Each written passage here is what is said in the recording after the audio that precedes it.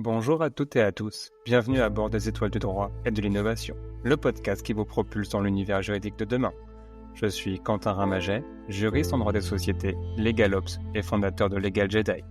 J'accompagne les directions juridiques et les cabinets d'avocats dans leurs projets de transformation. Je les aide à trouver l'équilibre dans la force entre l'humain et la technologie. Je les aide à ne pas tomber du côté obscur du fameux « on a toujours fait comme ça ». Mais assez parlé de moi. Si vous êtes ici, c'est surtout que vous voulez entendre l'histoire de ces véritables aventuriers et visionnaires du droit. Ils nous viennent des quatre coins de la galaxie juridique. Ils sont juristes, avocats, notaires, éditeurs de LegalTech, repreneurs, mais surtout passionnés. Dans ce podcast, vous découvrirez des échanges captivants avec ces pionniers qui, comme nous, croient en un droit plus moderne, plus clair et surtout plus accessible. Alors embarquez avec moi à la rencontre de ces esprits révolutionnaires qui redéfinissent les contours de nos professions. Bonne écoute. Bonjour à toutes et à tous. Aujourd'hui, on se retrouve pour un nouvel épisode des Étoiles du droit et de l'innovation avec un sujet qui passionne absolument tous les juristes et de plus en plus les non-juristes, à savoir la gestion des contrats ou le contract management à l'anglaise. Et pour ça, j'ai le plaisir d'avoir avec moi aujourd'hui François Giraud et Baptiste Laville, cofondateurs de Clario, donc un accompagnateur de transformation. Bonjour François, bonjour Baptiste. Je suis ravi Bonjour de vous Quentin. avoir avec moi aujourd'hui. Bonjour Quentin. Avant de parler concrètement de contract management, je vais vous laisser vous présenter rapidement, me dire un petit peu qui vous êtes, ce que vous faites aujourd'hui et où est-ce que vous voulez aller. François Giroud, donc fondateur et président du cabinet de conseil donc Clario, créé au mois de juillet l'année dernière. Très rapidement, pour me présenter, j'ai pas loin de 20 ans dans le conseil. J'ai commencé par être responsable logistique dans une première vie. Pendant 3 ans, j'ai fait du conseil sur l'implémentation d'outils pendant 8 ans, ensuite sur Paris sur 2 gros cabinets de conseil. Et ensuite, j'ai rejoint Lyon pour faire de l'assistance à maîtrise d'ouvrage sur justement des projets de déploiement d'outils. Donc c'est là où on se rapproche un peu plus de la partie CLM que l'on met en application donc maintenant depuis 9 mois. Super. Et toi Baptiste? Alors moi je suis juriste de formation, donc j'ai fait comme tout bon juriste 5 ans de droit, à la suite desquels j'ai fait un stage en cabinet d'avocat et là je me suis demandé ce que je pouvais apporter à une entreprise. Donc j'ai fait un peu machine arrière, j'ai passé 1 an à l'EM Lyon, voilà donc le master, juriste manager international, donc master SP. Et puis ensuite un stage chez PMU qui m'a beaucoup plu, et ça m'a donné vraiment envie de devenir juriste. Donc j'ai passé ensuite 6 ans à la direction juridique de Compass Group France. Donc Compass Group, c'est l'un des leaders mondiaux de la restauration collective. Donc j'étais au début juriste junior et puis j'avais un portefeuille qui s'est étoffé au fur et à mesure. Donc je faisais beaucoup de droit des contrats, puisque j'étais responsable juridique sur un périmètre géographique défini. J'ai fait du droit des sociétés, donc de la pro de compte, du PV-DG, à la chaîne un peu. Et puis, je me suis retrouvé un peu par hasard, LegalOps, puisqu'il y avait en fait chez Compass des réflexions autour de la mise en place de CLM, que moi j'avais déjà connu chez PMU et que je voulais mettre en place parce que je trouvais que ça manquait vraiment, à la direction juridique et à Compass dans son ensemble. Et donc on a lancé le projet, on a fait un cadrage, on a fait un appel d'offres, on a implémenté ensuite la solution qu'on avait choisie. Et puis donc pour ce faire, on s'est fait aider par un cabinet de conseil que j'ai rejoint à la suite de ce projet. Et puis donc ce cabinet de conseil m'a permis justement de découvrir complètement autre chose, de faire vraiment de la gestion de projet qui avait pas grand chose à voir avec le droit et pas grand chose à voir avec le CLM. Donc ça pendant 2-3 ans et puis ensuite la volonté de revenir, à mes premiers amours, au droit et puis donc de fonder Clario comme le disait François. Super, merci les gars. Et comment est né Clario? Parce que vous êtes pas les deux seuls, vous êtes quatre en tout. Euh, comment, qu'est-ce qui fait un peu l'originalité, voilà, de vos quatre profils différents? Si vous voulez un peu présenter vos petits camarades et nous expliquer un petit peu, voilà, ce qui fait l'ADN de Clario aujourd'hui. Je vais me permettre d'enchaîner du coup et aller au bout finalement de l'histoire de mon profil. Clario est né donc il y a 9 mois avec une genèse 7-8 mois plus tôt. Effectivement, il a fallu cogiter certaines choses avant, en amont. Mais l'origine, c'est que chez un des clients que l'on avait avant, et on est tous passés par le même cabinet à un moment ou à un autre, il y a eu justement un projet d'implémentation CLM qui s'était fait 2 ans auparavant, leur intervention à eux. Et le client était pas très satisfait de l'outil mis en place. L'accompagnement qui avait été fait était pas tip top non plus. Et ce client-là s'est dit, bah, on va vouloir changer d'outil, tout simplement parce que c'est sans doute de la faute de l'outil si l'implémentation s'est pas bien passée. Évidemment. Un tour de piste a été fait et au final, après ce tour de piste, il y a eu 2 éléments importants qu'il faut noter. C'est que bah, finalement, ils ont repris le même outil, sauf que ça a été fait avec un accompagnement différent, c'est-à-dire en prenant un peu plus de la bonne manière les choses. Et c'est par ce biais-là et en réussissant ce tour de force que ça a permis de montrer que c'est pas forcément l'outil qui fait la réussite d'un projet, c'est aussi comment c'est mis en place, comment c'est accompagné et comment c'est intégré au sein de la structure. Et à ce moment-là, et c'est au moment de ce tour de piste, j'en viens à la création de Clario, et l'idée en tout cas qui a germé, c'est que dans les réponses qui avaient été faites, il n'y avait pas de cabinet spécialisé sur le sujet en accompagnement. Qui dit accompagnement, de notre point de vue en tout cas, et ce que l'on met en avant au sein de notre cabinet, c'est cette double compétence justement métier que beaucoup ont aujourd'hui sur le marché, mais avec cette compétence aussi outil. Et c'est ça qui, on pense, fait notre valeur ajoutée aujourd'hui, qu'on tente en tout cas de démontrer sur le marché aujourd'hui. Et donc c'est né il y a 9 mois. Je vais compléter donc avec les 2 profils qui complètent notre équipe dans un premier temps et qui ont fait la constitution du cabinet, donc 4 associés. Il y a Florian qui est très tourné outils, donc qui a cette partie justement le gage de la carte applicative qu'il peut y avoir chez les clients qui aujourd'hui sont des cartes applicatives qui sont très fournies. Maintenant, la question se pose, c'est où est-ce que l'on met le CLM au milieu de tous les outils qui existent, de toute la sphère qu'il y a, au milieu des SRM, des CRM, des ERP, et j'en passe, et j'en passe. Et ça, c'est des vraies questions que l'on voit aujourd'hui. C'est-à-dire que on peut se poser la question de savoir s'il faut un CLM, mais suivant la carte applicative qui est mise en place, et ben des fois, il y a des ajustements qui sont à faire, où ça peut pas être aussi simple que ça, suivant la taille de la structure ou les contraintes qu'il peut y avoir dans une entreprise. Donc ça, c'est pour Florian, il apporte ce gage-là, comme Baptiste apporte le gage de la partie métier avec comment discuter avec les personnes du monde juridique. Et on a Alexei, qui est un peu plus comme moi en termes de profil, qui est plus sur la partie accompagnement au changement, conduite de changement, qu'est-ce qu'on peut mettre en place pour justement s'assurer que ça soit bien intégré d'un point de vue technique, mais que ça soit bien pris en compte dans les équipes et que ça soit bien utilisé de la meilleure des manières, en tout cas par les collaborateurs. À l'ITSE, il y a aussi la casquette d'être en veille sur tout ce qui se passe en termes d'outils sur le marché. Le monde du CLM va assez vite. On voit qu'il y a pas mal de levées de fonds, ce genre de choses-là en ce moment. Donc, c'est important d'être en veille et de savoir comment recommander à nos clients, au moins de se tourner vers tel ou tel outil, suivant leurs contraintes, suivant leurs spécificités et ce genre de choses-là. Et moi, j'apporte la partie direction de programme, que le projet qui a été déterminé en amont avec le client, il atterrisse au bon moment, au bon endroit et qui répondent bien aux attentes qui ont été émises au départ. Bon, voilà, globalement, ce que l'on peut dire dessus. Je sais pas si Quentin, ça t'amène des questions. Super intéressant. Maintenant, j'aime beaucoup le point que tu soulèves de dire, voilà, quand un client est pas satisfait, c'est de la faute de l'outil. Ça, c'est quelque chose qu'on entend extrêmement souvent. Moi, j'avais mis en place un outil d'automatisation de documents en cabinet d'avocat, donc un projet de 1 an et demi à peu près. Et j'ai appris il y a peu de temps que depuis mon départ, il a jamais servi, et qu'ils vont le changer parce que c'est de la faute de l'outil. Et ça, c'est un exemple parmi tant d'autres. C'est que c'est plus facile de jeter la pierre sur l'outil plutôt que sur l'organisation, parce que c'est savoir se remettre en question aussi, de dire ouais, on n'a peut-être pas fait les choses comme il faut, on n'a peut-être pas pris le temps, on n'a peut-être pas bien comparé.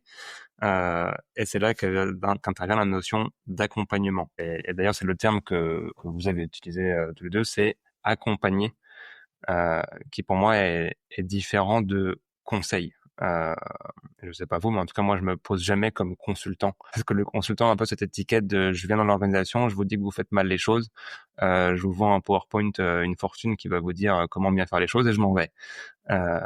Quand tu parles, François, d'accompagnement, on sent bien voilà cette volonté d'être avec le client du début à la fin, que c'est un projet qui dure dans le temps, Je sais pas combien de temps durent en moyenne vos missions, mais c'est pas on parle pas en jours ou en semaines. On parle en mois, voire en années, je suppose.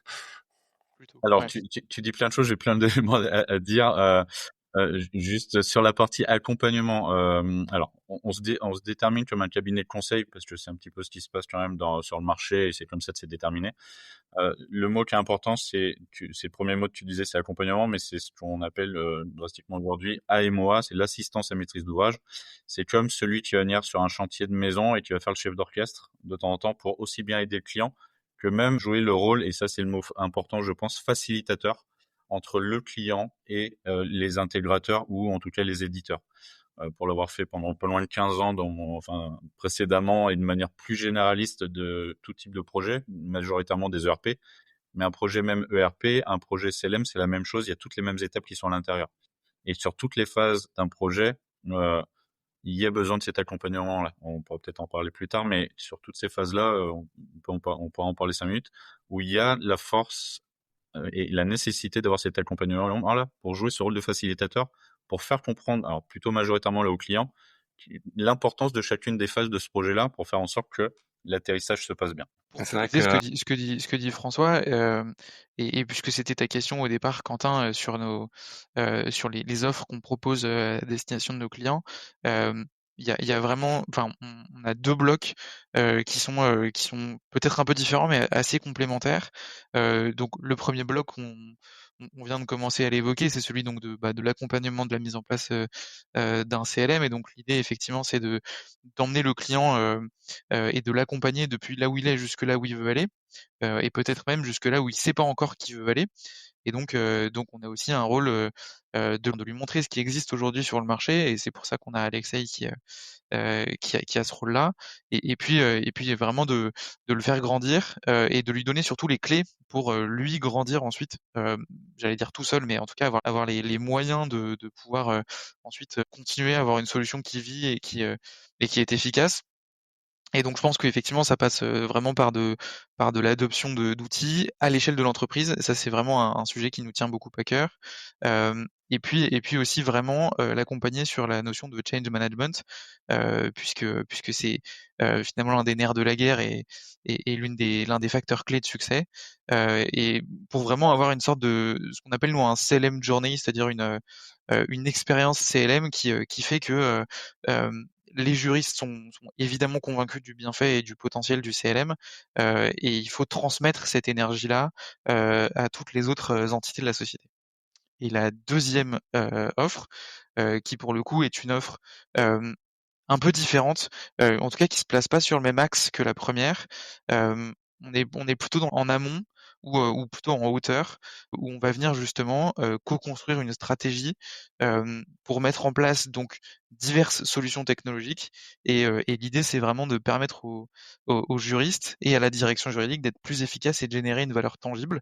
Donc concrètement, c'est voilà l'idée c'est de comprendre où en est une direction juridique à un instant T vis-à-vis de la digitalisation dans son ensemble, vis-à-vis aussi des autres directions, quelles sont les forces et les faiblesses en cours, et comment est-ce qu'on va pouvoir tracer une roadmap qui va permettre à la direction juridique de devenir vraiment plus efficace, et puis d'être aussi plus visible vis-à-vis des autres directions, et donc aussi de devenir vraiment un pilier de la gestion à la fois du contrat, mais aussi de tous les autres sujets que peut avoir à traiter la direction juridique au sein de l'entreprise, et donc devenir vraiment un, un facteur clé de succès de l'entreprise. ça fait effectivement deux belles offres bien complètes et bien complémentaires. Euh, et c'est vrai qu'on comprend bien l'importance d'avoir une sorte de pierre angulaire pour faire tenir le tout. C'est que d'un côté, on a des directions juridiques en demande de transformation qui veulent s'équiper, qui veulent bien gérer leur contrat. On a de l'autre côté des éditeurs qui proposent des solutions plus en plus innovantes. Tu le disais, François, on a des levées de fonds par-ci, des levées de fonds par-là. Euh, pour ne pas citer les 25 millions levés par Tomorrow il y a quelques jours ou quelques semaines. Donc un marché qui bouge très vite. Mais entre les deux, il y a encore un peu un vide. C'est que les juristes ne sont pas experts pour choisir et déployer les solutions.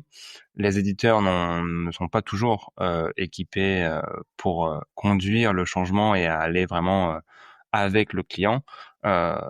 Donc c'est là qu'on voit bien l'importance d'équipes comme Clario pour venir se placer entre les deux, avec en plus votre équipe pluridisciplinaire et au profil varié, qui vous permet à la fois de comprendre les éditeurs, les juristes et de faire la traduction, la jonction entre les deux pour gérer le projet. Et comme tu le disais, Baptiste, voilà, la partie gestion de projet, c'est une compétence dont on parle beaucoup. On dit qu'il faut que les juristes sachent le faire, mais ça va prendre du temps parce qu'on n'est pas forcément formé à ça. J'ai fait aussi des études de droit. La partie gestion de projet, je l'ai pas beaucoup vue dans le programme. Et avant qu'elle occupe une place suffisamment importante, il y aura encore un petit peu de temps. Et donc finalement, c'est toutes ces compétences-là, toutes ces compétences-là qu'il faut amener. Et moi, je le vois aussi en tant que cabinet LegalOps, les éditeurs. Enfin, je suis autant sollicité par les éditeurs que par les directions juridiques pour justement faire un peu le bridge entre les deux, entre deux mondes qui ont besoin l'un de l'autre, mais qui parfois n'arrivent pas à se comprendre ou à communiquer. Et donc, c'est là qu'on comprend toute l'importance de votre intervention et de vos missions. Avant de poursuivre sur la partie outils, parce que on va évidemment parler de CLM, mais je pense que avant l'outil, finalement, il y a quelque chose d'important, c'est la politique contractuelle. Parce qu'on parle, voilà, mettre en place un CLM, c'est bien, mais je sais pas vous, mais on observe aussi beaucoup de directions juridiques qui veulent mettre un CLM alors qu'elles ont juste pas de politique contractuelle ou une politique contractuelle qui ressemble pas à grand chose. Et si on brûle un peu les étapes et qu'on se précipite sur l'outil sans revoir les process et la politique, je sais pas ce que vous en pensez, mais je pense qu'on fonce dans le mur. Donc, quelle est un peu votre expérience et vos conseils, voilà, par rapport à cette importance d'avoir une politique contractuelle ou d'une gestion des contrats avant de mettre en place un outil digital? Je pense que l'enjeu des prochaines années des directions juridiques, c'est de passer, c'est vraiment dans l'air du temps, mais d'un centre de coût à quasiment un centre de profit. Et il me semble que l'un des leviers qui permet de faire ça, c'est justement la gestion des risques. Hem et en fait, les risques, on en a à tous les niveaux et on en a particulièrement dans les contrats. Et il me semble que justement c'est la 1re pierre qui peut permettre de démontrer une forme de ROI de la direction juridique, et puis aussi hem, en tout cas de marquer des KPI qui vont ensuite pouvoir permettre une amélioration continue de la performance des directions juridiques d'une année sur l'autre. Hem Comme risque, il y a les risques qui me semblent un peu évidents. On parle souvent des pertes financières qui peuvent être liées au au contrat ou en tout cas à la mauvaise exécution des contrats. Donc, bah, on a les pénalités de retard, on peut avoir des SLA, on peut avoir des dépassements de budget. Hem, on peut avoir aussi des mauvaises exécutions. On a été juriste, on sait que ça peut arriver et que donc il peut y avoir des conséquences pécuniaires à ce sujet. Hem, donc ça, c'est vraiment sur l'aspect financier. Il y a aussi des aspects un peu plus juridiques et un peu plus réglementaires qui ont in fine des répercussions financières. On peut penser notamment à des sanctions de type administrative, à des coûts notamment de litige, contentieux, précontentieux, et puis un troisième auquel on pense peut-être parfois un peu moins, qui est une réputation qui peut être ternie, hem, sur un aspect beaucoup plus public, avec des décisions de justice qui peuvent aller dans un sens ou dans l'autre et qui peuvent justement entacher l'image de la société. Et puis, en parallèle de ça, on a aussi donc des pertes qui peuvent être financières ou indirectes. On peut penser à des opportunités commerciales manquées, et là-dessus, la politique contractuelle a un vrai rôle à jouer justement dans la gestion des deadlines, des fins de contrat, des renouvellements, et puis des surcoûts opérationnels qu'il peut y avoir. Moi, j'ai une anecdote quand j'étais juriste. hem, je me souviens un jour avoir discuté avec un de nos clients qui était vraiment très mécontent. Et en fait, on arrivait après plusieurs années, donc il y avait chaque année, il devait y avoir une renégociation du contrat sur des bases qui avaient déjà été définies, en tout cas une indexation du prix. Et puis au bout de 2-3 ans, on arrive et on dit: «Bah, voilà, en fait, le prix va augmenter de tant et puis c'est dans le contrat, donc en fait, c'est ce qu'on avait prévu». Et puis le client nous dit: «Mais en fait, moi, j'aurais préféré être indexé tous les ans, parce que là, aujourd'hui, l'indexation que vous me proposez, elle est très compliquée à faire passer auprès de ma direction». Et donc, c'est pour moi un rendez-vous manqué. On avait un client qui aurait pu être satisfait de payer plus cher. Nous, évidemment, on aurait été content de facturer plus cher. Et on se retrouvait avec une situation où on faisait ce qu'on était censé appliquer dans le contrat, euh, et ce qui rendait le client mécontent. Donc vraiment, pour moi, quand on fait ça, c'est qu'on a tout perdu, et la politique contractuelle, elle permet justement de pas en arriver là. Et puis ensuite, pour terminer peut-être sur ces risques, euh, certaines formes d'inefficacité opérationnelle, on peut penser à des retards dans la signature parce que le process est pas forcément clair, un manque d'harmonisation entre les juristes parce que les différentes clauses sont pas forcément les mêmes d'un juriste à l'autre, et puis des communications insuffisantes entre les parties prenantes, notamment en interne, puisqu'on se rend compte un peu pour discuter avec beaucoup de clients que euh, aujourd'hui, enfin, on a des dizaines et des dizaines de moyens de communication qui sont différents et qui sont variés, et on se rend compte que eh ben c'est pas parce qu'on a de plus en plus de moyens de communication qu'on communique de plus en plus. C'est sans doute le contraire, et donc il y a vraiment un effort, en tout cas, à faire de ce point de vue-là. Et la politique contractuelle, c'est aussi un moyen de pouvoir y arriver. Très intéressant ton point sur les moyens de communication. Euh, c'est presque à croire que la multiplication des moyens, bah finalement, on se tire un peu une balle dans le pied. C'est que si on revient au temps du fax, du fax ou du simple téléphone, bah pour communiquer, on n'avait que un ou deux canaux. Au moins, on savait par où passer. Maintenant, entre les emails, les Teams, les équipes Teams, WhatsApp, Slack et autres, selon ce que l'organisation a mis en place aussi en interne, bon, en multipliant les canaux, on communique moins bien qu'avant. Et effectivement, si on n'a pas une politique, alors aussi bien contractuelle que limite une politique de communication aussi, quel type de décision doit passer par quel canal et où est-ce qu'on discute de quoi, bah finalement, on crée de la complexité alors qu'à la base, tous ces moyens de communication sont censés nous aider au quotidien, mais peuvent finalement créer de la complexité. Et, euh, et c'est quelque chose qu'on observe dans la tech en général. Et si on prend le parallélisme avec les outils, tu le disais François tout à l'heure, tu parlais de cartographie des outils. Quand on vient multiplier les différents outils tech au sein d'une organisation, à la base, on vient faire parce que voilà, on veut se digitaliser, s'équiper en outils de plus en plus modernes.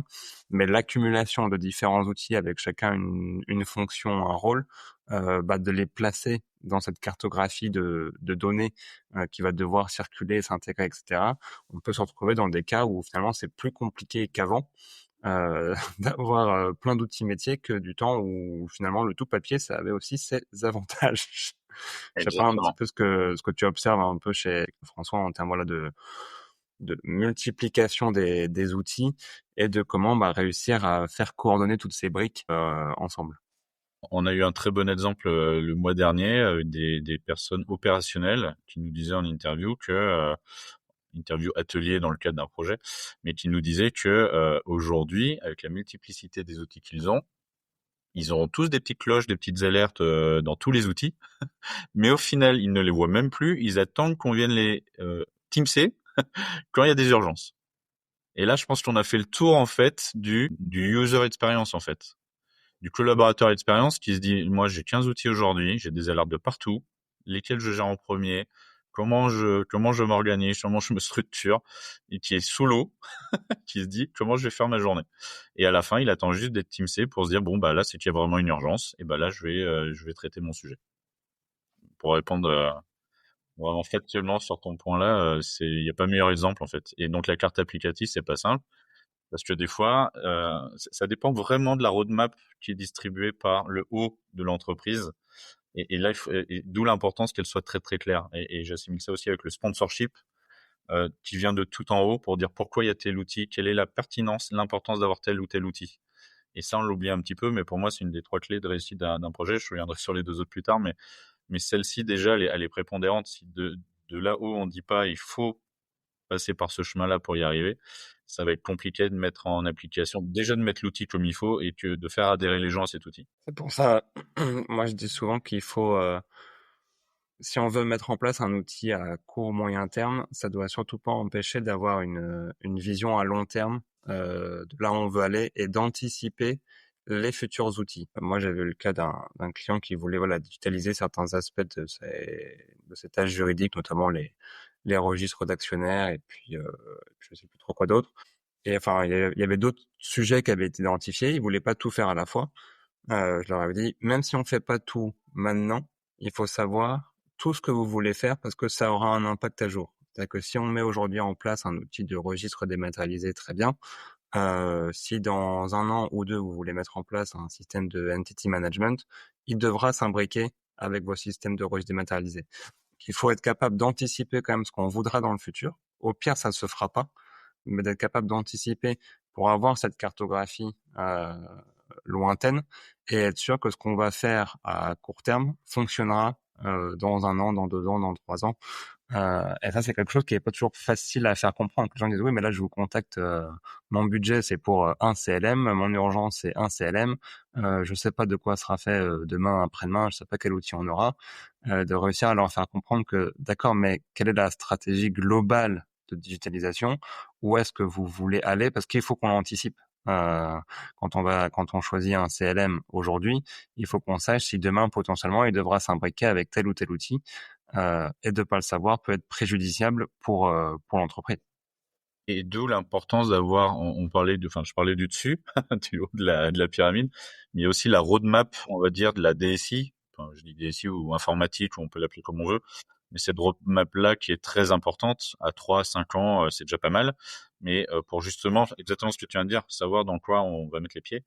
Et c'est aussi pour ça que cette double compétence-là, et comme on disait avec Florian, qui est là nous aussi pour ça, c'est de savoir justement pour les outils et quel outil on peut faire tendre tel ou tel client. C'est aussi pour se poser la question de savoir comment on peut les raccorder les uns aux autres, parce que tous les CLM n'ont pas les mêmes facilités, on va dire, pour s'accrocher avec un ERP, ou bien s'entendre avec un ERP ou avec un CRM, avec un SRM.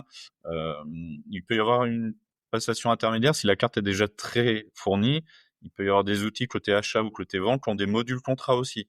On a vu ce cas-là avec un ou deux clients, mais des fois, peut-être que dans le temps, ok, à 5, 6, 7 ans, c'est mieux d'avoir un CLM, mais peut-être que l'étape intermédiaire, c'est d'utiliser peut-être le CRM ou le SRM déjà en place, qui a le module contrat et qui est peut-être même déjà payé par le client et qui ne le sait même pas. C'est du véridique là, ce que je dis. C'est ça, des fois, ça arrive. Donc, il peut y avoir aussi, enfin, il faut être patient, il peut y avoir des étapes intermédiaires. Mais vu qu'on part, pour beaucoup d'entreprises, pas d'un point zéro de digitalisation de la direction juridique, mais des fois, on est quand même proche de ce point-là, c'est peut-être bien aussi d'y aller étape par étape. Voilà, pour faire monter les gens et pas que la marche soit trop haute pour que ça soit comment dire, inatteignable pour les collaborateurs. Je pense qu'il y a aussi quelque chose de rassurant et de plus rationnel aussi, à fixer justement cette roadmap, et ce qui permet aussi de se dire: «En fait, je vais y arriver, c'est pas insurmontable, on va commencer, petit à petit». Moi, je me souviens chez Compass, mon directeur juridique me disait toujours, «Think big, start small and grow». Et donc c'était vraiment cet esprit-là en se disant, on commence par un tout petit module, on commence par une petite BU, on voit si ça marche, on capitalise dessus et ensuite on grandit et justement c'est ce qui je pense permet de lever des barrières qui peuvent être, celles du temps passé, du prix, de la peur du changement et donc de faire ça, finalement étape par étape, ça permet aussi de se rendre compte que, on gravit pas l'Everest, en commençant à 6 000. On commence au niveau de la mer et puis on y va au fur et à mesure et puis il y a pas de raison que ça marche pas. Et surtout que ça permet, je pense aussi, d'avoir les fameux quick wins. Quand on parle de transformation, si on s'attaque directement à un projet trop important, on aura des résultats dans un certain temps. Parce que le projet va être long, il va embarquer beaucoup de monde, avec le risque de perdre une partie des gens en cours de route, soit intellectuellement, soit juste parce qu'ils seront plus là aussi. Euh, et du coup, avant de pouvoir démontrer un certain ROI, ça va prendre du temps, de la frustration, de la déception. Alors que justement de commencer, comme tu dis Baptiste, par une petite BU qui est peut-être un peu plus ouverte au changement, un peu plus pressée, ça permet de tester. Si on se casse les dents, de se casser les dents sur un périmètre aussi restreint, mais que si ça marche, cette BU servira un peu De de relais. modèle et de sponsor, de relais. Voilà, après dans l'entreprise, nous on a réussi dans notre BU, ça s'est super bien passé, et petit à petit d'étendre, mais d'avoir ce petit quick win qui psychologiquement jouent un rôle très important parce que c'est un succès. Et le succès rassure, conforte et permet de continuer. Alors que tant qu'on est dans le dur, dans un projet qui est long, psychologiquement, là, c'est pas du tout la même approche. Et on est tous des êtres humains, hein, et on a besoin de victoire pour avancer, de satisfaction, de joie. Donc c'est quelque chose effectivement d'important et de pas, comme tu dis, hein, de pas se lancer sur l'Everest directement. On va commencer par un 3000, un 4000, un 6000 avant de s'attaquer à l'Everest. Euh, et c'est quelque Exactement. chose qu'il faut réussir à faire comprendre aussi parce que c'est pas toujours évident de faire comprendre, de dire à des clients non là vous visez trop, c'est pas que vous n'êtes pas capable, mais c'est allons-y par étapes, ne brûlons pas les étapes. Ouais. Et puis je pense qu'il y a, si on file cette métaphore finalement de haute montagne, il y a aussi l'équipement. C'est-à-dire qu'on se prépare pas de la même façon à un 6000 qu'à un 2000 dans les Alpes. Et donc, il y a effectivement la préparation en elle-même, c'est-à-dire être en capacité physique de le faire. Mais il peut y avoir aussi, quand on va un peu plus haut, un équipement. Donc ça peut être des bouteilles d'oxygène, ça peut être des gens qui vont aider à porter ou à suivre le chemin. Et donc c'est aussi finalement un accompagnement qui est parfois nécessaire, qui est salutaire et qui permet d'y arriver dans de bonnes conditions et en toute sécurité. Donc c'est aussi des éléments à prendre en compte. Donc je pense qu'il y a un double risque finalement à s'attaquer à trop gros, c'est que non seulement on ne va pas, enfin, on risque de pas y arriver, mais que si on échoue, du coup après on n'osera pas recommencer. C'est un peu comme voilà quand on dit si on tombe à moto, il faut tout de suite s'y remettre et reprendre la moto. Si on s'attaque à un projet trop d'envergure et qu'on n'y arrive pas, après il y aura une tendance à dire bah non j'ai déjà essayé de mettre en place un CLM dans mon entreprise, ça a été un échec, plus jamais pour moi. Oui, mais pourquoi ça va être un échec? Ah, bah parce que vous avez voulu l'implémenter dans toute la boîte directement au lieu d'y aller par BU. Et finalement, ce sera une double peine pour l'entreprise parce qu'elle aura jamais de CLM parce qu'elle aura eu un échec, une frustration. Alors que si elle y avait été étape par étape, ça aurait peut-être pris un peu plus de temps, mais on aurait un succès aujourd'hui, une direction juridique transformée, digitalisée. Donc il y a un double risque à viser trop en fait. Et en plus, une perte financière. Exactement. Effectivement, enfin, je reviens juste sur la vertu de fait d'y aller plus petit, mais pour certaines BU, là, on voit que c'est réussi, en tout cas, ça s'est plutôt bien passé. C'est quand ces mêmes BU-là sont elles-mêmes les porte-paroles du bien fondé de l'outil, de la manière dont ça a été mis en place, des gains qui ont été générés auprès de ces petits copains et qui, eux, après, n'attendent plus que finalement se digitaliser également. Ça, c'est plutôt des bons signaux, des bons voyants qui nous permettent de dire si le projet s'est plutôt bien passé. Surtout que je sais pas comment ça se passe, mais si vous voyez chez dans les entreprises qui mettent en place des CLM, les fameux les champions. Nous, on avait ça, j'étais en cabinet de conseil avant, et pour les différents outils ou pour les différentes choses, il y avait des champions, on avait des champions de la GED là où j'étais, et en fait c'était ceux qui voilà qui avaient un peu plus d'appétence pour l'outil, qui le connaissaient bien et qui étaient justement les porte-paroles auprès des autres pour former, pour rassurer, pour expliquer, et justement de commencer par une BU. Cette BU-là sert un peu de championne de l'outil. Et après, ça fait un relais aussi quand l'accompagnateur petit à petit va se retirer parce que le projet arrive à la fin. Bah, cette BU-là prend le relais parce qu'elle a été mise dans la boucle dès le début. Euh, elle a réussi, elle s'en est servie en premier. Ceux qui maîtrisent le mieux l'outil et ils prennent le relais naturel finalement de l'accompagnant auprès des autres BU pour que ça se déploie et c'est un rôle quand même assez important et qui permet aussi parfois d'identifier des talents. On découvre des personnes qui jusque-là étaient un peu planquées dans leur bureau et qui finalement ont une véritable appétence et envie de se mettre sur cet outil, d'aller former les collaborateurs, les amis, les supérieurs. Donc ça permet aussi de découvrir parfois des profils intéressants. Ces champions, on dit aussi key user dans les projets informatiques, mais champions, ça fait peut-être un petit peu trop, mais plus généralement, c'est plutôt les key users, effectivement, qui sont fortement mobilisés pendant la phase du projet, en général, et qui propagent ensuite, effectivement, la bonne parole. Et ces personnes-là sont, c'est presque les personnages les plus importants dans le cadre d'un projet. Je pense qu'on met aussi le doigt sur un sujet qui est important. On a tendance à se focaliser sur le projet et à estimer que la réussite du projet, c'est le fait justement que l'outil soit live.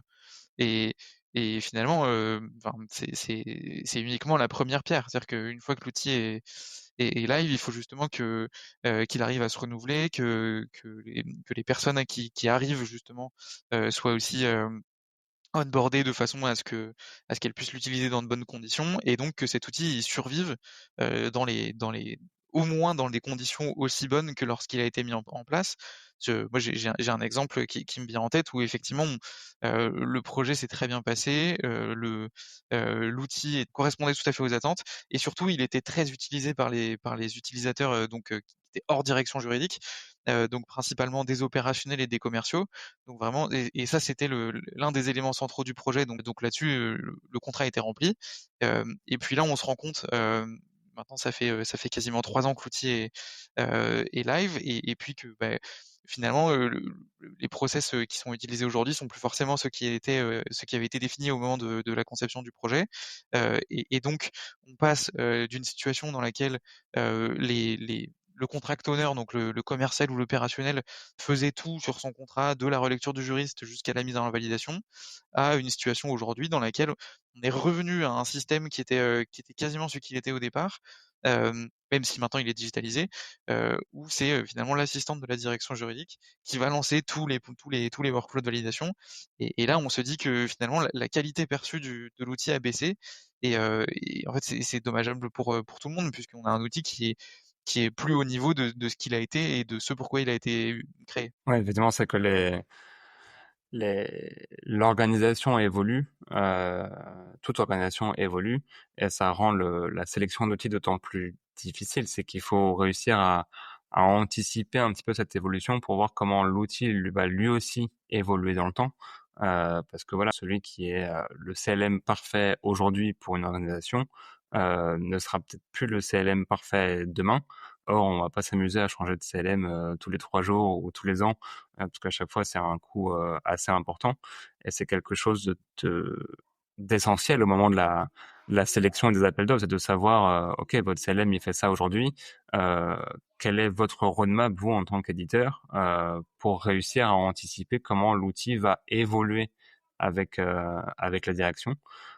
Comment est-ce que vous faites, vous, en tant qu'accompagnateur, pour réussir à obtenir des éditeurs, pas une promesse, mais avoir confiance dans leur roadmap et voir comment les outils vont évoluer et pouvoir s'accorder à l'évolution des organisations? Parce que là-dessus, enfin, il y a 2 étapes. Il y a aussi, et c'est très important, c'est la manière aussi de rédiger le cahier des charges. D'abord, enfin, je parle juste de cette partie amont, mais elle est très importante.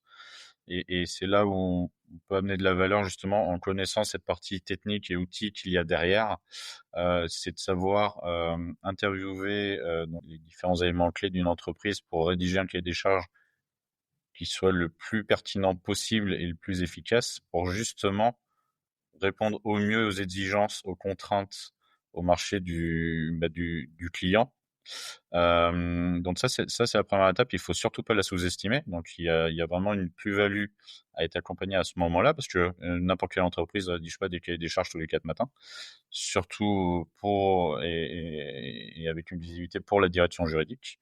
Et ensuite, c'est là où justement ce que fait Alexei, d'avoir cette veille sur ce qui se passe sur le marché, aussi bien en termes de fonctionnalité, aussi en tant qu'ergonomie un petit peu, on va dire, user-friendly de l'outil.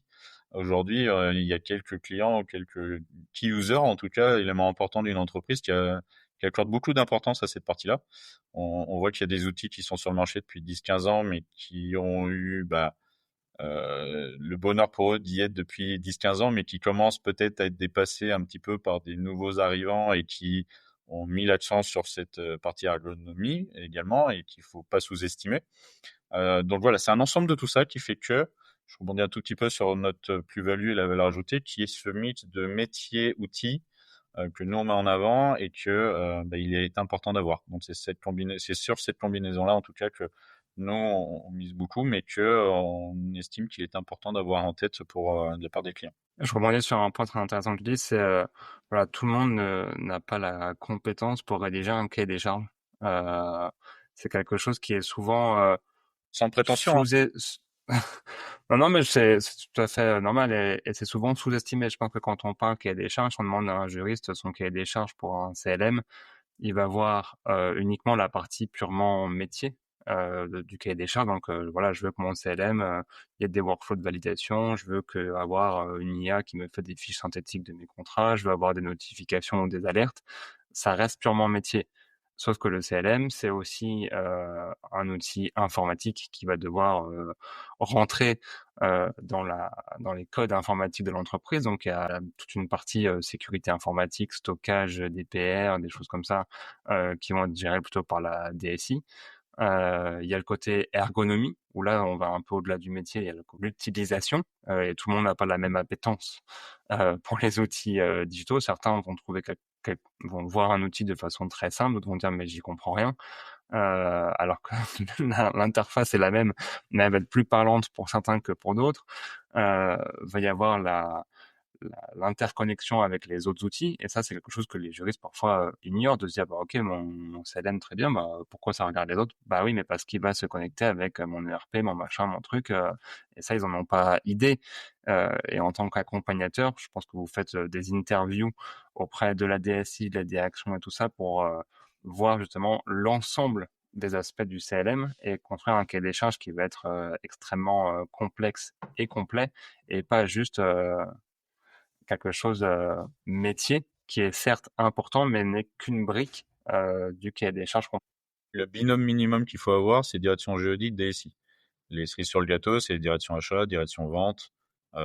Si on a tous cet univers-là de personnes que l'on peut interroger, c'est nous qui mettons ensuite les pièces du puzzle ensemble pour que justement ça réponde au mieux, mais à la volonté du client dans sa globalité, pas que la direction juridique.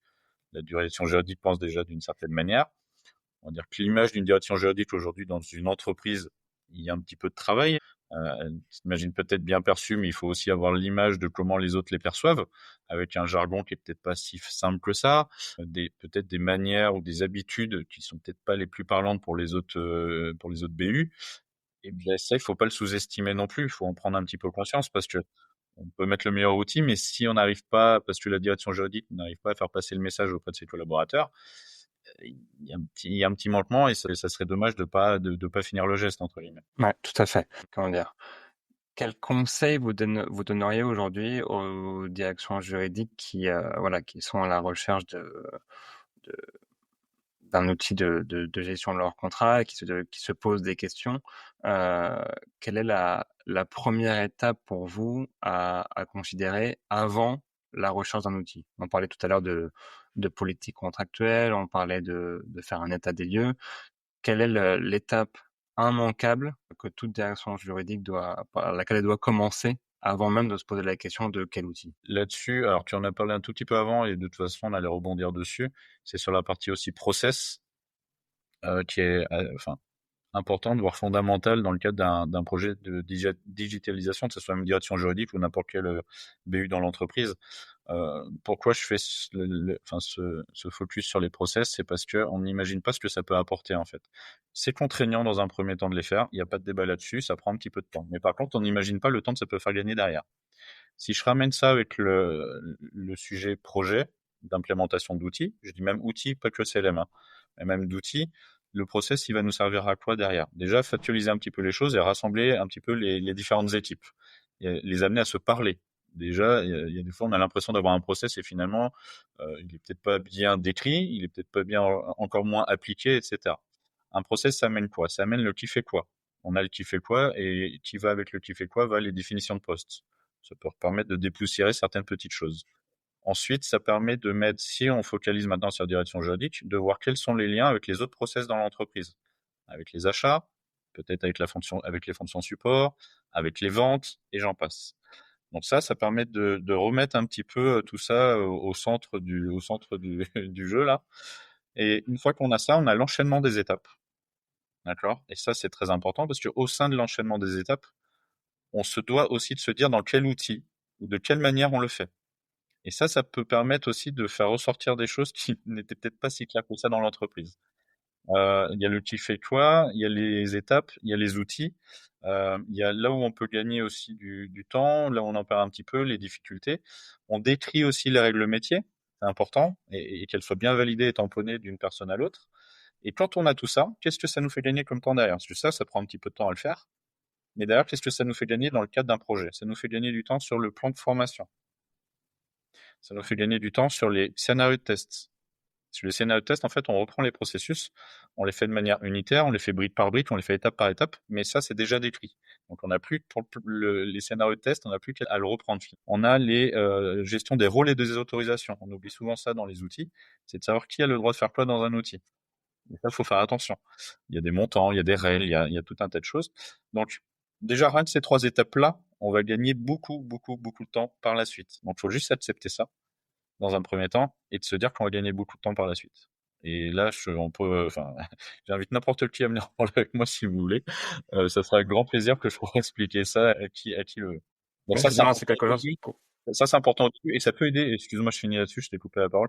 Mais ça peut finir aussi avec et j'enchaîne sur la partie rédaction du cahier des charges. Parce que c'est aussi par les process que l'on peut décrire ces choses-là et rendre les choses beaucoup plus tangibles, même pour un éditeur. Voilà. Et éviter, en plus, du coup, que l'éditeur parte dans tous les sens dans sa réponse. On met les rails, en fait. On met les rails de départ pour s'assurer que le projet, on ait une idée de là où on veut l'amener, quoi. Effectivement, des process, un cahier des charges bien rédigé, c'est bénéfique aussi bien à l'organisation qu'aux éditeurs. Je veux dire, un éditeur, même si son but final, c'est de vendre sa solution, C'est le sens. le vendre à une entreprise qui finalement va changer d'avis, ne s'en servira pas, ou si l'outil est pas adapté, appellera le service client tous les 4 matins parce que ils comprennent pas ci ou ça. C'est pas bénéfique pour un éditeur non plus. L'éditeur a tout intérêt à vendre sa solution à une organisation qui sait que c'est l'outil qui convient parfaitement à son besoin.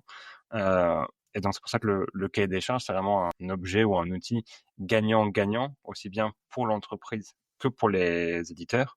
Moi, je sais que c'est un, c'est un sujet que j'ai souvent en tant que cabinet LegalOps, c'est est-ce que vous avez des partenariats avec des éditeurs? Et certains éditeurs voulaient, j'en avais un qui m'avait demandé un partenariat exclusif sur le CLM. J'avais dit non, je peux pas parce que comment pourrais-je aider des directions juridiques à choisir un CLM si le seul que j'ai à leur proposer, parce que j'ai un partenariat exclusif, ne correspond pas à leurs besoins. J'aurais dit à l'éditeur, c'est pas vous avez tout à y perdre et moi aussi. Si je conseille que vous à une organisation pour qui ça ne correspond pas aux besoins, le client ça sera pas satisfait parce qu'il aura un CLM qui ne correspondra pas aux besoins.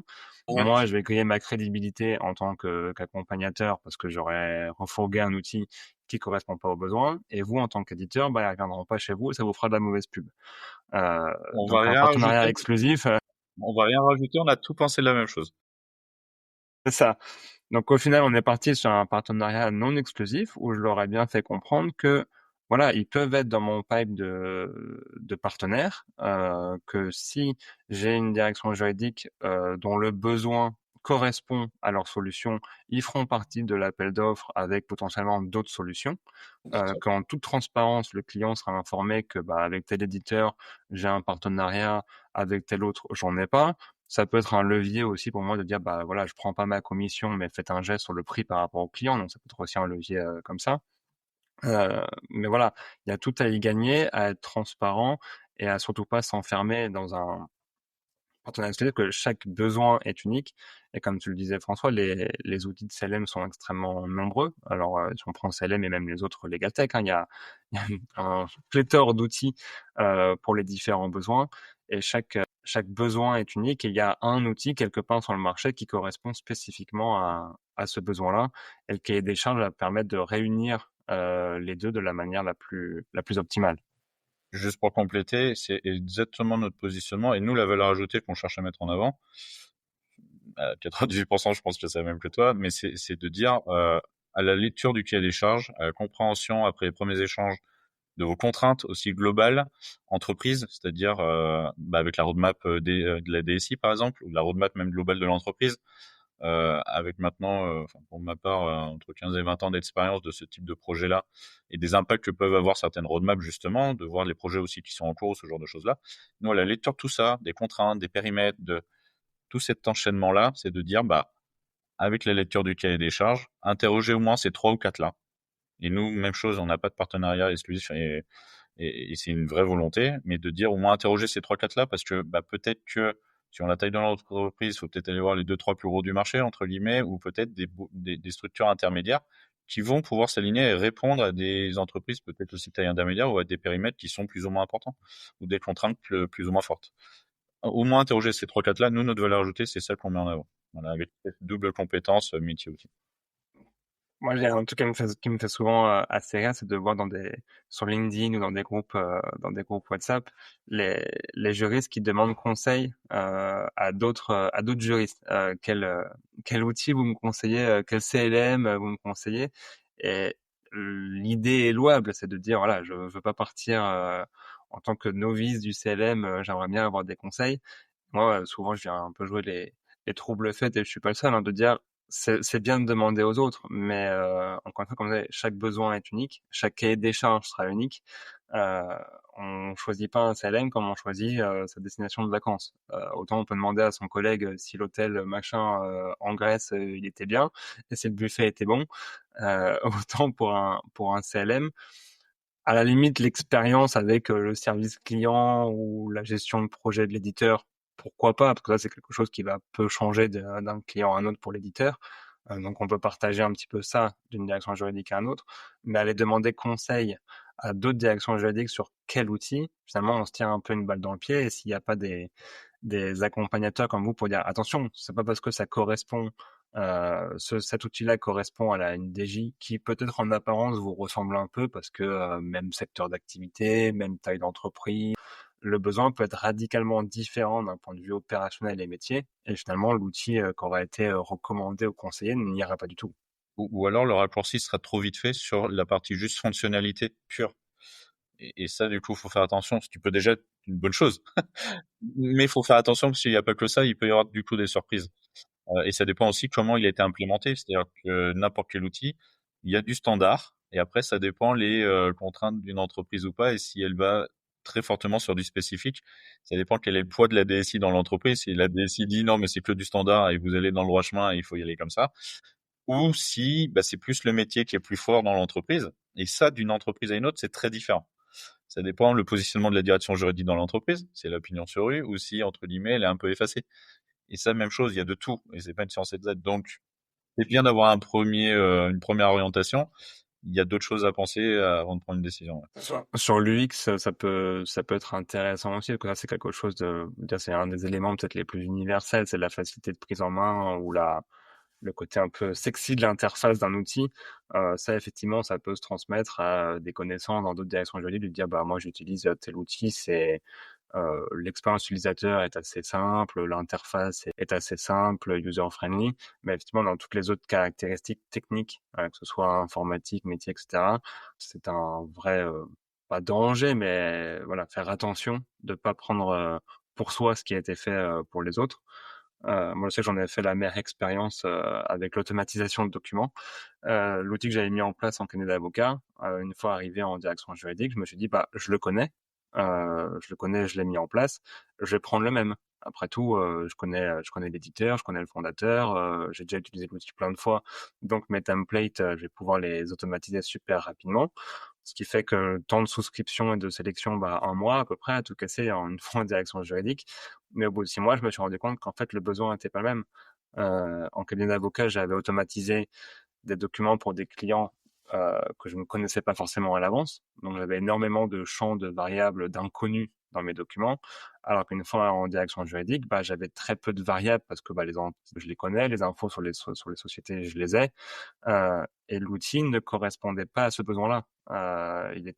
Il faisait pas de volume d'automatisation, alors que moi j'avais maintenant du volume et moins du cas par cas. Donc je me suis rendu compte par moi-même, c'est une erreur voilà qui m'a permis d'apprendre aussi, que si l'outil était parfait en cabinet d'avocat, il ne convenait pas du tout en direction juridique, alors que c'est un outil d'automatisation dont le but est le même en direction juridique. Et pourtant, bah voilà, je me suis moi-même fait recommandation de l'outil d'une structure à une autre. Et bah, un an plus tard, j'ai changé pour un autre outil parce que ça correspondait plus aux besoins. Le cahier des charges était effectivement différent. Peut-être pour conclure un petit peu cette session, quel conseil vous donneriez aux directions juridiques sur sur le bon moment pour se lancer dans la mise en place d'un CLM. Steve Chrétien, les Galops, qui était là dans le dernier épisode, on parlait de changement, disait le bon moment, c'est maintenant. Parce que finalement, c'est maintenant, ou plutôt c'est maintenant parce que c'est jamais. Si on attend vraiment le bon moment pour se transformer, ça arrivera jamais. Pas le temps, pas maintenant, pas ceci, pas cela. Donc il disait le bon moment, c'est maintenant. C'est-à-dire qu'à un moment donné, il faut se lancer.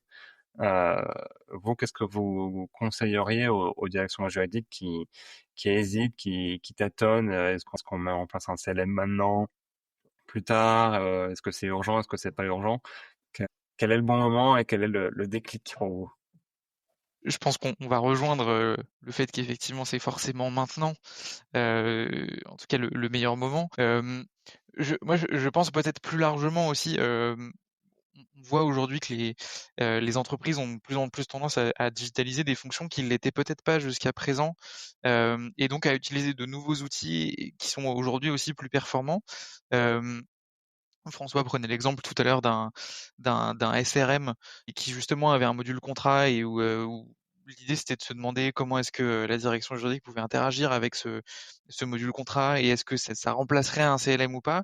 Je pense qu'on est typiquement dans ce genre de cas où il vaut mieux être peut-être 1 ou 2 ans en amont, lancer un projet CLM et donc arriver un peu le premier sur le plateau de jeu et puis donc positionner ses pions là où on a envie de les positionner parce qu'on estime que c'est stratégique plutôt que d'arriver vraiment au moment où on est un peu coincé parce qu'il y a d'autres solutions qui commencent à prendre la place et que finalement notre espace réservé il est de plus en plus réduit et donc finalement on se digitalise par la contrainte et non pas par l'envie, ce qui peut poser des problématiques sur la gestion de projet, sur la façon dont on va embarquer notamment les juristes et donc ça peut avoir des conséquences et je pense même qu'à l'inverse le fait de maîtriser finalement cette temporalité et de se dire je suis le chef de ma roadmap en tout cas au moins sur la partie juridique, ça permet aussi d'anticiper ces changements. On voit qu'il y a aujourd'hui j'allais dire des prémices, mais je pense qu'on en est même, enfin au-delà de ça, avec des outils, on pense au SRM ou au CRM dans lesquels on a justement des briques CLM et donc l'idée aussi, c'est de pouvoir être proactif, là-dessus, comprendre quelles sont les attentes, des clients internes. Je pense aux commerciaux, par exemple, sur un CRM. Peut-être qu'eux n'ont plus envie ou n'ont pas envie, d'aller à chaque fois dans le CLM pour rédiger un contrat et que justement l'articulation entre le CLM et le CRM peut permettre de fluidifier ces relations et faire en sorte que chacun reste dans son outil, le jury sera dans son CLM et le commercial sera dans son CRM. Pour autant, les deux communiqueront et on aura des gains de productivité qui seront spectaculaires. Donc, euh, je pense qu'on en est encore à une expansion un peu géographique et territoriale de tous ces outils et que donc finalement c'est le moment de mener entre guillemets cette guerre et de se placer, enfin de placer ses pions au bon endroit sur l'échiquier. Juste pour compléter un tout petit peu, il faut que la direction juridique, parce que ça va quand même être poussé principalement par la direction juridique, mais pourquoi pas aussi les DSI qui se font de la veille et qui se disent qu'il y a des choses à faire. C'est ce switch, cette volonté de vouloir se digitaliser. Ça, c'est déjà la première chose. Après, il faut prendre conscience de ce qu'il y a un petit peu à côté, parce que la carte applicative, comme je le disais tout à l'heure, elle est déjà bien fournie. Donc ça, faut quand même l'appréhender. Donc l'envie, bien décrire les choses, prendre un tout petit peu le temps quand même, pas aller trop vite. Enfin, un petit peu attention, parce qu'il y en a ils se disent, ouais, allez, en 3 mois, c'est bon, j'ai mon CLM, tout est bien. On parlait des durées de mission tout à l'heure. Faut prendre le temps quand même de faire un cahier des charges. Cahier des charges, ça se fait pas en une semaine. Ça dépend aussi de la qualité du cahier des charges qu'on veut. Donc, mine de rien, bah, si on interroge un petit peu tout l'environnement que je disais tout à l'heure, direction juridique, DSI, peut-être les directions achat, direction vente, pour bien prendre en compte tout le périmètre, et ben, ça peut prendre un petit peu de temps et du nombre de personnes qui sont rencontrées. Donc, on est plutôt sur 4-6 semaines, ce genre de choses-là, de l'aide au choix derrière, suivant le temps des réponses des éditeurs, et ensuite du déploiement. Et le déploiement, on parle d'un gros déploiement où l'outil est fait en plusieurs fois. Voilà, donc ça peut prendre un petit peu de temps. Moi, ce que je voulais quand même dire de manière importante, je trouve, c'est que on a été au salon de transformation du droit, c'est d'ailleurs là où on s'est rencontré, Quentin, mais 80% des conférences étaient sur l'IA. c'est une très bonne chose, mais il faut faire attention de ne pas y aller trop vite non plus. S'il n'y a pas un socle qui est important, et donc notamment la partie CLM, c'est une bonne manière de se prendre un petit peu les pieds dans le tapis et de mélanger un petit peu les choses. Donc, tout humblement, déjà faire cette étape-là de partie CLM, c'est assez important, que ce soit dans un module achat, module vente ou pas, mais faut pas le sous-estimer parce que c'est le meilleur moyen de se prendre les pieds dans le tapis. Dernière petite chose peut-être, effectivement, il y a 3 clés qui sont très importantes pour réussir un projet et je vais peut-être finir là-dessus. Il y a le sponsorship, j'en ai parlé tout à l'heure, très important de la part du haut. Si ça c'est pas fait, ça donne pas des bons signaux et ça embarque pas les gens et ça va être un peu compliqué. Un sujet qu'on n'a pas beaucoup parlé aujourd'hui, mais c'est la migration de données. On a beau mettre tous les beaux process, on a beau mettre toutes les rôles d'autorisation, les fiches de poste, tout ce que l'on veut qui se passe bien. Si la migration de données ne se passe pas bien, enfin, c'est une boîte noire et ça sert à rien d'y aller. Et la troisième chose, c'est la conduite du changement. Je prends toujours l'exemple, il y en a qui vont trouver rébarbatif avec ça, mais on se dote d'une Ferrari mais qu'on sait pas monter dedans, c'est un petit peu dommage. Et de pas arriver à remarquer les gens, c'est un petit peu dommage. Et s'il y a ces 3 clés-là, il y a 95%, dans 95% des cas, il n'y a pas de raison que le projet fonctionne pas. Et après, on parlera d'IA. Voilà. Et après, on ira sur l'IA et on ira sur les choses un petit peu plus poussées après. Mais c'est très important d'avoir ce socle-là de départ pour la direction juridique et ses petits copains. Parce que l'autre finalité, c'est pas que ça soit que la direction juridique qui aille dans l'outil, c'est aussi les petits copains des achats, des ventes, de travailler ensemble main dans la main pour faire des gains, générer des gains ensemble. Je pense que ça peut potentiellement être le mot de la fin sur cet aspect-là. Effectivement, un grand merci. Et ça rejoint tout à fait ce triptyque dont je pense c'est le People Process Tech. C'est finalement ce qu'on a parlé un peu tout au long de cet épisode. C'est en premier l'humain, la conduite du changement, la transformation, les gens, les amener à communiquer, à se parler. Ensuite, les process, que tu décrivais tout à l'heure, François, sur l'importance de commencer par mettre sur noir sur blanc ces process. Seulement à la fin, la tech finalement, que ce soit le CLM après le cahier des charges, ou même là, comme tu le dis très bien, l'IA. J'ai eu le même constat que toi de voir à peu près 80-90% des conférences à Transfo Droit sur l'IA. Merci. C'est très bien. Mais quand on parle avec certaines directions juridiques qui nous disent ah mais j'ai un projet IA, je veux faire ça, d'accord, mais vous en êtes où en termes de maturité digitale sur le reste, gros blanc. On se dit qu'il y a peut-être un souci et que là c'est même plus la charrue avant les bœufs, il y a la charrue sans les bœufs. Exactement. Donc effectivement prendre le temps de bien faire les choses dans l'ordre. Mais j'ai aucun doute que grâce à vos précieux conseils, de nombreuses directions juridiques prendront le bon chemin, feront les choses dans le bon ordre, et je ne peux que souhaiter succès et réussite à Clario et à vous deux et à vous quatre, messieurs, et au plaisir de vous retrouver prochainement pour faire une petite mise à jour de votre parcours, de là où vous en êtes, de vos observations. Avec grand plaisir et merci pour ton invitation, Quentin. C'était un plaisir partagé. Donc, à très vite sur les conférences ou sur les salons sur lesquels nous partagerons les échanges. Pour les différentes plateformes numériques et physiques. Et au plaisir de se faire une petite conférence non IA Oui. aux prochaines Transfo du droit. Paris Avec tenu. plaisir, Quentin. Pareil tenu. À bientôt, Merci, messieurs. Quentin. Merci Quentin.